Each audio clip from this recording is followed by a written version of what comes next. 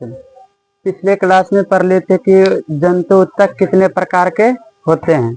और जो तुम्हें जंतु उत्तक कितने प्रकार के, 4 प्रकार के, उपकला, एक संयोजी, एक पेशी, एक तंत्रिका उत्तक। और यह उत्तक किस जनन जन्म स्तर से बने होते, ये सब पढ़ लिए थे। आगे अब हमको पढ़ना उपकला उत्तक के बारे में पढ़ना है। अब किसके बारे में पढ़ना है? उपकला उत्तक एवं उनके प्रकार पढ़ना है।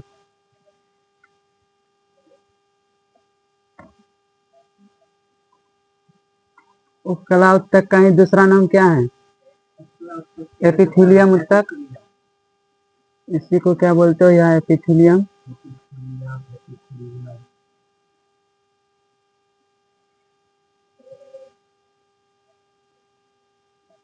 एपिथीलियम या एपिथीलियल उत्तक। अब एपिथीलियम का मतलब चलो,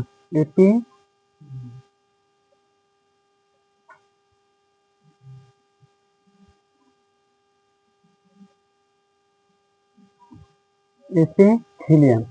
इसमें एपी का मतलब क्या होता है? अपर, मतलब ऊपर। इसका मतलब क्या होता है? ऊपर।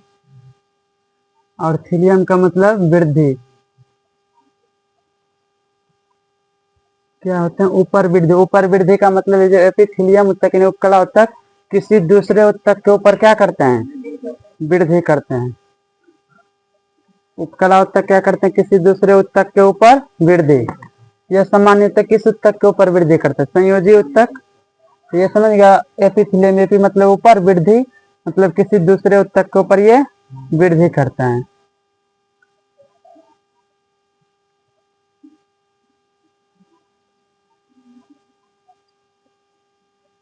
इसी अच्छा, ये नहीं लिखिए, जरूरी तो ऐसे नहीं है। किसी दूसरे उत्तक के ऊपर वृद्धि करता है। वो किसी दूसरा उत्तक मुख्य रूप कौन है? संयोजी उत्तक। अगर बोले तो उपकला उत्तक किस उत्तक के ऊपर वृद्धि करता है, क्या बोलोगे? संयोजी उत्तक। अब कैसे करते हैं वृद्धि वो देखते हैं। जैसे कि ये हो गया संयोजी उत्तक।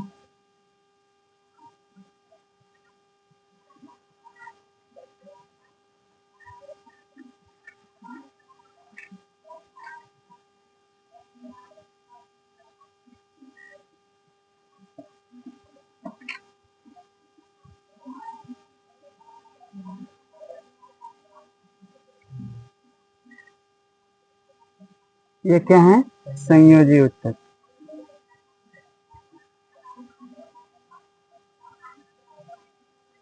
संयोजी उत्तक ये हो गया। अब संयोजी उत्तक से इससे क्या होता है? एक तंतु ये क्या करते हैं? स्रावित करते हैं, तंतु बनाते हैं। कौन? संयोजी उत्तक। क्या बनाते हैं? तंतु। यह तंतु किससे बना होता है? कोलेजन प्रोटीन से। किससे बनाता है ये? कोलेजन प्रोटीन से। हाँ, रुक रही। कोलेजन प्रोटीन से। और ये क्या होता है? पॉलीसेकेराइड होते हैं। ये तंतु क्या होते हैं? पॉलीसेकेराइड।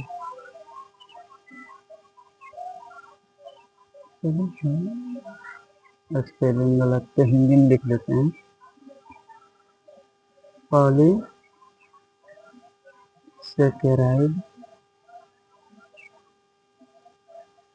इंग्लिश में कहते हैं। ये तंतु क्या होता है? पॉलीसेकेराइड। पॉलीसेकेराइड का मतलब क्या हुआ? कि ये कार्बोहाइड्रेट या बोलो शर्करा, शर्करा का जटिलतम रूप। जैसे हो गया तुम्हारा ये ग्लाइकोजन सब हो गया, वो किसका उदाहरण है? पॉलीसेकेराइड का ही उदाहरण। ग्लूकोज, ये तुम्हारा कार्बोहाइड्रेट सिंपल है। ये तुम्हारा ग्लाइकोजन हो गया, सब क्या है? सुक्रोज हो गया, वो सब पॉलीसेकेराइड। ये तंतु कोलेजन प्रोटीन का बनता है, ये पॉलीसेकेराइड होता है। और इसी से तुम्हारा, इसी से और क्या स्रावित होता है? अर्ध अर्धतरल द्रव। अर्धतरल द्रव बोलो या गाढ़ा द्रव। ये क्या होता है? गाढ़ा द्रव, जिसको क्या बोलते हैं? श्लेष्मा। श्लेष्मा या म्यूकस। ये कैसा होता है? गाढ़ा द्रव होता है। अब देखो यानी किससे निर्माण होता है? इसी ने संयोजी उत्तक से ही ना। एक तंतु एक श्लेष्मा, और ये श्लेष्मा क्या होता है? म्यूकस। ये क्या होता है? गाढ़ा चिपचिपा पदार्थ होता है। ये किससे स्रावित हुआ? हाँ। और इस दोनों को जो होता है, इस दोनों के सम्मिलित रूप को क्या कहा जाता है? स्टोर। यानी यहाँ से एक परत बना नहीं है, ये पूरे परत क्या कहलाएगा? यानी यहाँ से ये भाग क्या है? संयोजी उत्तक।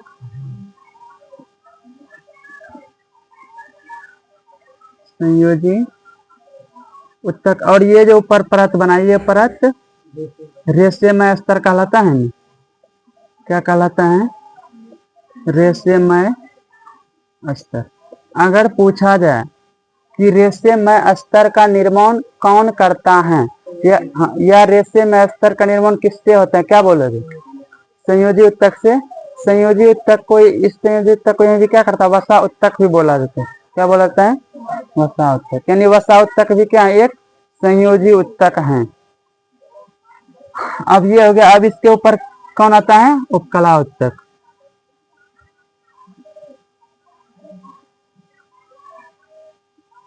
इसके ऊपर कौन आता है? उपकला उत्तक। रुक जाओ। इसके ऊपर क्या आता है? उपकला उत्तक। आज पहले उपकला उत्तक छोड़ो, ये दोनों श्लेष्मा तंतु वन, ये होता है कोलेजन प्रोटीन, यानी ये कोलेजन पॉलीसेकेराइड होता है। कौन? तंतु। और ये दोनों मिलकर जो बनता है वो क्या होता है? और इस दोनों पूरे में ये तुम्हारा, इसमें जो क्या है, जो तुम्हारा यानी पॉलीसेकेराइड, और ये दोनों मिला हुआ भाग, इस पूरे भाग को क्या रेशेमय स्तर बोलते हो। और इसमें तुम्हारा कौन सा रहता है? वो म्यूकोपॉलीसेकेराइड। इस पूरे को क्या बोलते हो? चलो ये हो गया। यहाँ पर रखते हैं ये दोनों को एक साथ मिलाते, इसमें क्या होता है? म्यूकोपॉलीसेकेराइड। पॉलीसेकेराइड। चलो, पॉलीसेकेराइड समझते हैं क्या होता है? पॉलीसेकेराइड क्या होता है? जटिल कार्बोहाइड्रेट। और म्यूकोपॉलीसेकेराइड वह पॉलीसेकेराइड जो विशेष हो, यानी कुछ विशेष पॉलीसेकेराइड क्या कहलाता है? म्यूकोपॉलीसेकेराइड।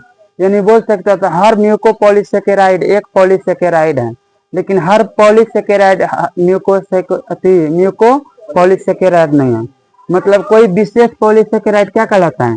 म्यूकोपॉलीसेकेराइड कहलाता है। और इसी से क्या निर्मित होता है तुम्हारा? इससे निर्मित कौन सा? Hyaluronic acid. किससे? इसी से निकलता है। तो मानो ये रेशेमय स्तर से, रेशेमय स्तर क्या स्रावित करता है? यानी रेशेमय स्तर में जो ये होता है तुम्हारा म्यूकोपॉलीसेकेराइड होते हैं ना, और तुम्हारा ये जो रेशेमय स्तर से स्रावित होता है कौन कौन सा अम्ल? हाइल्यूरोनिक अम्ल।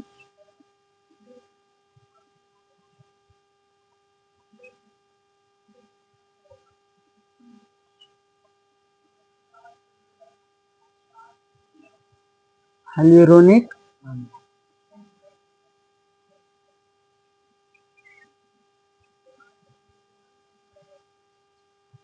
हाइल्यूरोनिक अम्ल।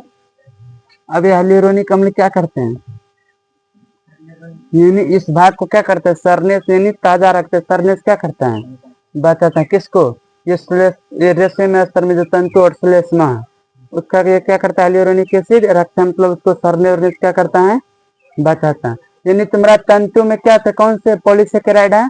और तंतु और श्लेष्मा दोनों मिला ये पूरा क्या कहलाता है? म्यूकोपॉलीसेकेराइड। ठीक, म्यूकोपॉलीसेकेराइड। और इससे स्रावित क्या होता है? हाइल्यूरोनिक अम्ल। इतना आ गया। अब तुम्हारा इसके ऊपर क्या, कौन सा उत्तक रहता है? उपकला उत्तक। उपकला उत्तक। अब इस उपकला उत्तक में से नीचे से क्या, इसके आधार भाग से क्या स्रावित होता है? एक प्रोटीन स्रावित होता है। उस प्रोटीन का नाम ग्लाइकोप्रोटीन। क्या होते हैं? ग्लाइकोप्रोटीन। चलो, क्या होता है ये? ग्लाइकोप्रोटीन। ये ग्लाइकोप्रोटीन कहाँ से निकला है? इसके आधार भाग से, आधार भाग से निकला है नहीं? और इस आधार भाग से इसको आधारीय स्तर भी बोलते हैं ना। किसको बोलते हैं आधार स्तर? ये वाला भाग, इसी को ना बोलते हैं रे। इसको क्या बोलते हैं? आधारीय स्तर।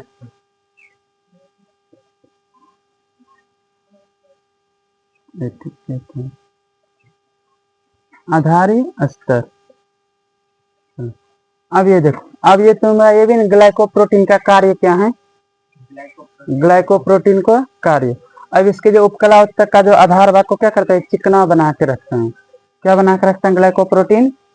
इस उपकला उत्तक के आधार भाग को चिकना बना के। और ये तुम्हारा जो हाइलुरोनिक एसिड, म्यूकोपॉलीसेकेराइड अर्थात रेशेमय स्तर में जो तुम्हारा क्या होता है? म्यूकोपॉलीसेकेराइड। और इसमें हाइलुरोनिक एसिड ये क्या करता है? म्यूकोपॉलीसेकेराइड इसको क्या करता है?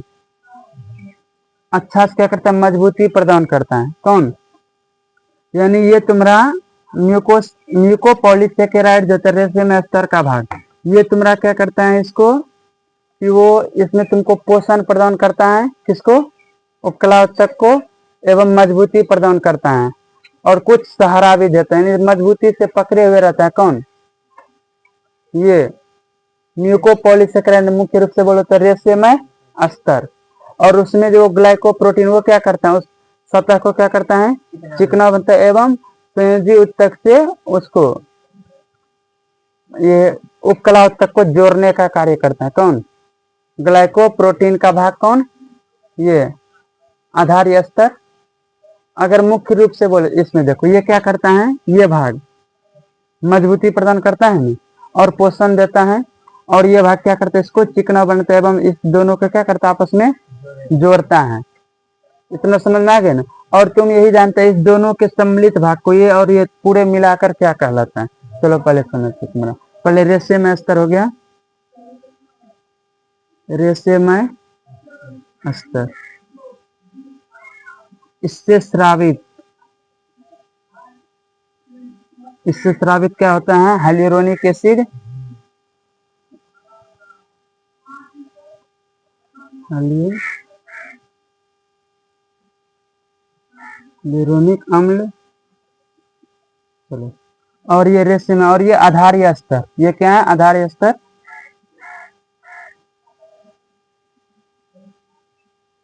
आधारीय स्तर इन्हें उपकला उत्तक का ये आधार भाग है ना। ये आधार भाग है। उपकला उत्तक का आधारीय भाग।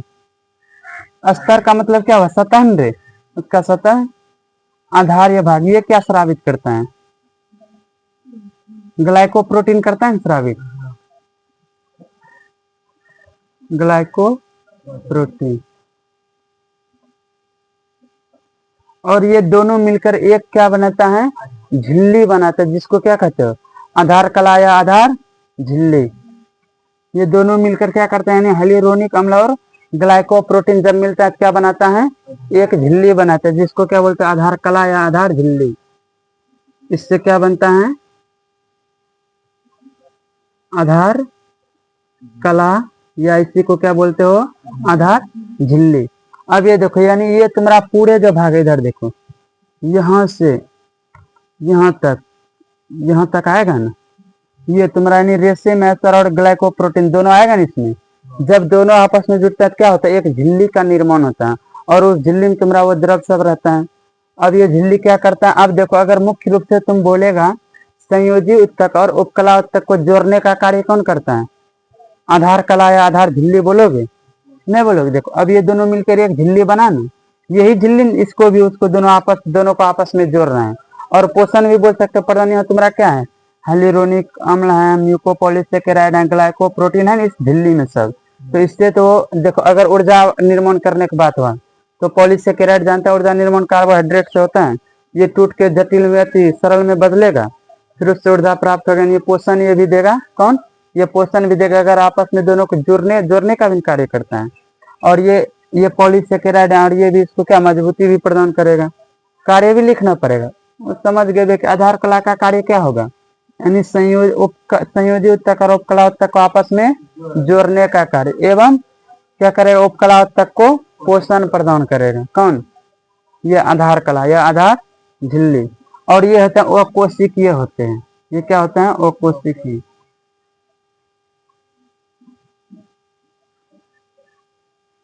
ये क्या होते हैं? अकोशिकीय, यानी इसमें कोशिका नहीं। तो अब तुम्हारा यहाँ कन्फ्यूजन हो सकता है, तुम बोलेगे जब ये झिल्ली बना रहे फिर ये कोशिका क्यों नहीं होगा?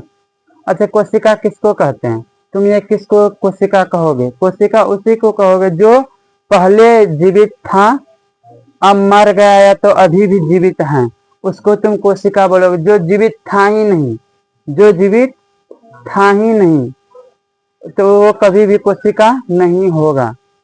यानी वो अगर वो किसी पदार्थ से, मान लो कोई भी वस्तु जिस पदार्थ से बना है, देखना क्या वो कभी जीवित था? अगर जीवित था तो वो कोशिका होगा, चाहे उसमें मृत हो या जीवित हो। अगर वह कभी जीवित था ही नहीं तो फिर वो क्या होगा? वो कोशिका नहीं होगा। ये पहले भी जैसे कि ये बोलेंगे, ये क्या स्टील टीन जो भी हो, अब इसमें बोलेंगे कोशिका हाँ या नहीं, क्या बोलेगे? हाँ या नहीं? नहीं। तुम ये बोलो ये जिससे भी बना हो, तुमको लग रहा है कभी भी ये जीवित होगा, और अभी भी जीवित नहीं, और ये कभी भी जीवित होगा भी नहीं। जैसे कि बोले कुर्सी, प्लास्टिक का कुर्सी, क्या उसको उसमें कोशिका है? क्योंकि वो तुम्हारा प्लास्टिक, वह कभी जीवित नहीं था, नहीं है। फिर बोलेंगे वो जो तुम्हारा तटिया जिसका बत्ती सबका जो बना होता है, उसमें बोलेंगे कोशिका हाँ या नहीं है, तो क्या बोलोगे? हाँ, क्योंकि वो किससे बना है? बत्ती से। बत्ती क्या है? बांस। बांस जीवित रहता है, जब उसको काट के हटा देते तब ना वो मृत हो जाता है। यानी उसमें तुम्हारा क्या होगा? कोशिका होगा। यानी इस पर तुमको कुछ भी पूछे इसमें कोशिका हाँ या नहीं, तुमको कैसे डिसाइड करना है? जिसमें, यानी किसी भी पदार्थ में कोशिका हाँ या नहीं है, इसका निर्णय कैसे करेंगे? जो पदार्थ या वस्तु कभी पहले जीवित था, जो पहले कभी जीवित था, अभी जीवित हो या मृत मृत हो, लेकिन पहले क्या था? जीवित था, तो उसमें क्या होगा? कोशिका होगा, चाहे कोशिका मृत हो या जीवित हो। अब किसमें बोलोगे कोशिका नहीं होगा? जो कभी जीवित था ही नहीं, जो कभी जीवित था ही नहीं। जैसे लोहा, ये जीवित है। स्टील, प्लास्टिक, इस सब से बने पदार्थ में भी कोशिका नहीं होंगे। क्या जल जीवित है? नहीं, नहीं, मृत है जल। तो जल क्या, जल में कोशिका होगा? अब जल में कोशिका कौन सा होगा? उसमें बहुत सारे कीटाणु जीवाणु जाए तो वो कोशिका, लेकिन जल के अणु में कोशिका नहीं होते हैं। तो इसी तरह तुम्हारा ये भी क्या है? ग्लाइकोप्रोटीन एक द्रव के रूप में ही रहता है। ये द्रव के रूप में तो जरूरी है नहीं कि जीवित ही होगा। और यह हाइलोरेनिक एसिड के अम्ल सब जीवित होते हैं, जिससे सल्फ्यूरिक अम्ल, एसिलिक अम्ल क्या जीवित है? ये रिएक्शन करता है। अब तुम ये बोलोगे रिएक्शन फिर क्यों करता है? जरूरी थोड़े है कि रिएक्शन करता है जीवित ही होगा। ये दोनों क्या होता है? मृत। इसी मृत से मिलकर क्या बनता है? एक झिल्ली। जब दोनों आपस में क्या होता है? जम जाता है और लचीला बनता तो क्या बनता है? झिल्ली, जिसको आधार कला बोलते हैं। इसलिए क्या होता है? वो कोशिकीय होते हैं। समझ में आ गया ना? और कोशिकीय होते हैं। अब तुम ये बोलो, क्या संयोजी उत्तक में कोशिका के बीच खाली स्थान होते हैं? यहाँ देखो, ये संयोजी उत्तक है ना, यहाँ पर देखो ये खाली स्थान है ना, इस बीच में थोड़ा सा, उस खाली स्थान को क्या बोलते हैं? अंतरकोशिकीय अवकाश या अंतरकोशिकीय स्थान। किसमें होते हैं ये? संयोजी उत्तक में। संयोजी उत्तक में जो खाली स्थान होता है उसको क्या बोलते हो? अंतरकोशिकीय कोशिकीय अवकाश या स्थान। अब इसमें अंतरकोशिकीय अवकाश में या स्थान में जो पदार्थ होता है उसको क्या बोलते हैं? अंतरकोशिकीय पदार्थ। इसमें क्या होते हैं? यानी अंतरकोशिकीय अवकाश में जो पदार्थ उसको क्या बोलते हैं? अंतरकोशिकीय पदार्थ। अंतर कोशिकीय पदार्थ। और इसी अंतरकोशिकीय पदार्थ को क्या बोलते हैं? मैट्रिक्स। मैट्रिक्स किसको बोलते हैं? अंतरकोशिकीय पदार्थ को ही मैट्रिक्स बोलते हैं। इसी को हिंदी में क्या बोलते हैं? अधात्री। और ये क्या होता है? उपकला उत्तक में अंतरकोशिकीय स्थान नहीं पाए जाते। क्या इसमें देखो बीच में कहीं खाली जगह है? ये सब तो उत्तक है नहीं है। जैसे इसमें देखो ये कोशिका, ये कोशिका, इस चारों कोशिका के बीच देखो यहाँ खाली स्थान है ना, इसमें सब आपस में जुड़ा हुआ है ना, इसलिए इसमें क्या होता है तुम्हारा? अंतरकोशिकीय स्थान संयोजी में होते हैं, लेकिन उपकला में नहीं होता। और उपकला में कोशिका, संयोजी उत्तक में कोशिका द्रव पाए जाते हैं। हाँ, तो उस कोशिका द्रव को क्या कहते हैं? सार्कोप्लाज्म। उसमें और केंद्रक भी पाए जाते हैं। चलो यहीं तक रहने देते हैं। तो अब आगे इसके दूसरे दिन क्लास करेंगे।